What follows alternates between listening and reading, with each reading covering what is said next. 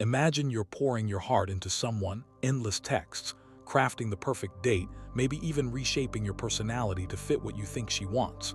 It's like chasing a shadow, always slipping through your fingers no matter how fast you run. I've been there. 5 years ago, I was obsessed with a woman I thought was my soulmate. I'd cancel plans with friends, change my hobbies, tweak my opinions to seem like her ideal match, convinced that's what love required. Months later, I was left heartbroken, insecure, questioning my worth. It felt like running a marathon with no finish line, exhausting, demoralizing, pointless. Then I discovered Stoicism, and it turned my world upside down. Stoicism taught me that chasing love steals your peace, erodes your dignity, and often pushes people away. Instead, by focusing on what you can control, your thoughts, actions, character, you become magnetic, drawing the right people effortlessly. Today, we're diving deep into why you should stop chasing love and how to attract it naturally through Stoic principles. This isn't just about finding a partner. It's about building a life so fulfilling that love finds you. Picture a man standing tall in a vibrant city, radiating confidence as the world moves around him. Welcome to Stoic wisdom. Let's get started. Seneca once said, "You have power over your mind, not outside events. Realize this and you will find strength." When you chase love, you're trying to control what's beyond your power, her feelings, her choices, her heart. It's like trying to catch the wind in your hands. You exhaust yourself, lose confidence, and often end up empty-handed. Stoicism teaches us to focus on what's within our control, our mindset, our actions, our character. By building a life rooted in virtue and purpose, you become attractive, not because you're trying to impress, but because you're living authentically. Let me tell you about my friend Alex. He spent years chasing women, bending over backward to win their approval. He'd change his style, his hobbies, even his personality to match what he thought they wanted. The more he tried, the less they respected him. Why? Neediness signals insecurity, and insecurity repels connection. After a painful rejection, Alex hit rock bottom. He decided to stop chasing and focus on himself. He picked up photography, started reading philosophy, committed to the gym. As he built his confidence, something shifted. Women began noticing him, not because he was chasing them, but because he stopped needing their validation. Imagine Alex, camera in hand, capturing a sunset, fully immersed in his passion. To stop chasing, identify one behavior you do to seek approval, like texting too much or overanalyzing her responses. Replace it with an action that validates you, like spending an hour on a hobby you love. Write down how it feels to prioritize yourself, like a warrior reclaiming his strength. Your worth isn't tied to her opinion, it's within you. Chasing love often comes from a belief that you're not enough without someone's approval. You think, if she loves me, I'll feel complete. But Epictetus reminds us, freedom is secured not by the fulfilling of desires, but by the removal of desire. To break this cycle, start validating yourself through small, intentional actions. Every morning, write down 3 things you're proud of about yourself. Maybe your kindness, your discipline, or a skill you're developing. Read them daily to remind yourself you're enough. I started this practice after my heartbreak, and it rewired my mindset. I stopped looking to others to feel whole, and that shift made me more confident in every interaction. My friend James used to obsess over whether women liked him. He started journaling his strengths, and over time he carried himself differently, calm, grounded, like a tree rooted in deep soil. Try this for a week. Write down 3 qualities you value in yourself each morning. Notice how it changes your energy when you interact with others. Over time, this self-validation becomes a foundation others can't help but respect, like a lighthouse guiding ships through a storm. Purpose is the cornerstone of attraction. Marcus Aurelius said, "Waste no more time arguing what a good man should be. Be one." A man with purpose is magnetic. Women aren't drawn to someone chasing their approval, they're drawn to someone who knows where he's going. Think of Marcus Aurelius himself, leading an empire while staying true to his philosophical principles. His purpose wasn't to impress others, it was to live virtuously. In modern life, consider my friend David. He used to spend all his energy trying to impress women with fancy dinners or clever texts. It rarely worked. Then he started volunteering at a local animal shelter and training for a marathon. His focus shifted to living a life he was proud of, and women were drawn to his passion and drive. To find your purpose, ask yourself, what would I do even if no one noticed? Maybe it's learning a skill like coding, painting, or cooking, or committing to a cause like mentoring kids or environmental work. Dedicate 30 minutes a day to it, even if it's just reading about it or taking a small step. I started writing every morning, and it gave me a sense of direction that made me more attractive without trying. Picture yourself immersed in your craft, whether it's strumming a guitar or sketching in a quiet park. Write down one goal that excites you and 3 actionable steps to start this week, like signing up for a class or volunteering. Purpose becomes your anchor, drawing the right people to you like moths to a flame. Detachment is a Stoic superpower, not apathy but freedom from needing a specific outcome. When you chase love, you're obsessed with one result, her saying yes, her loving you back. This sets you up for disappointment. Seneca said, "He who is brave is free." Imagine you're on a date and she's not as warm as you hoped. Your instinct might be to try harder, tell better stories, make her laugh. Instead, focus on being present. Enjoy the conversation for what it is, not what it could lead to.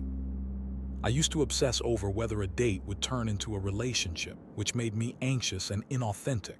When I started letting go of expectations, I felt lighter and my dates went better.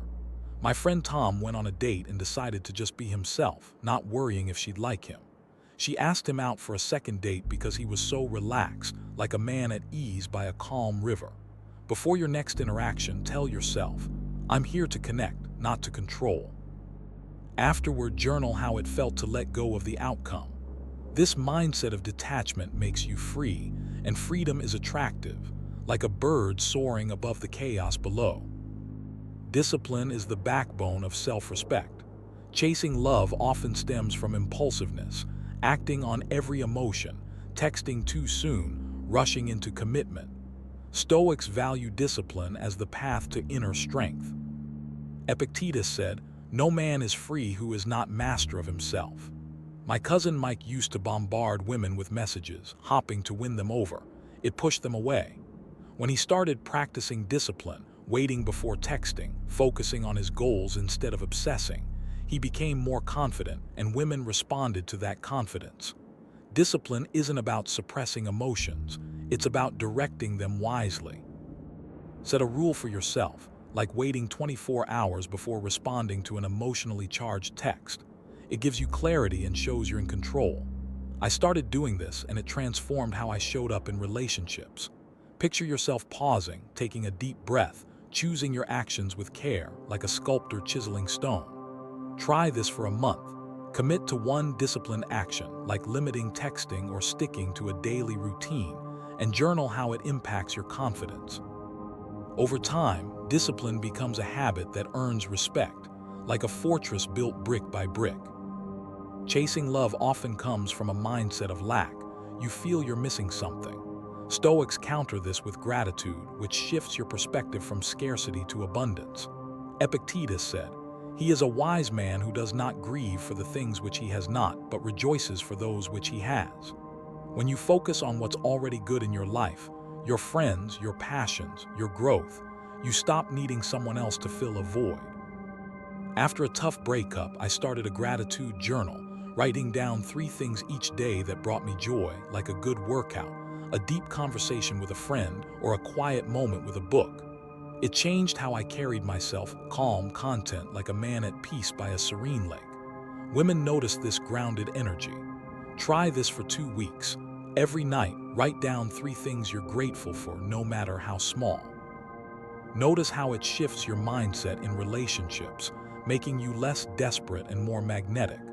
Gratitude isn't just a feeling, it's a practice that rewires how you see yourself and the world, like sunlight breaking through clouds. When you stop chasing, you create space for the right person to enter. This doesn't mean sitting back and doing nothing. It means living authentically and trusting life's timing. Think of Seneca, who faced exile but trusted that life unfolded as it should, using the time to write his greatest works. I stopped chasing love and focused on building a life I loved. my career, my hobbies, my friendships. Then I met someone who shared my values, and it felt effortless, like two rivers merging naturally.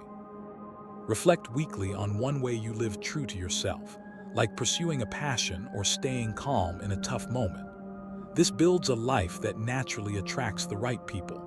Picture yourself thriving in your own world, whether it's hiking a mountain trail or working on a project you love. Trusting the process means believing that love will come when you're living well, like a harvest ripening in its season. Stoics are relentless about self-improvement. Reflection is how they grow. After every interaction, ask yourself, did I act with virtue?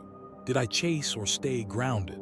I started journaling after dates, noting what went well and what I could improve. It helped me stop chasing and show up authentically.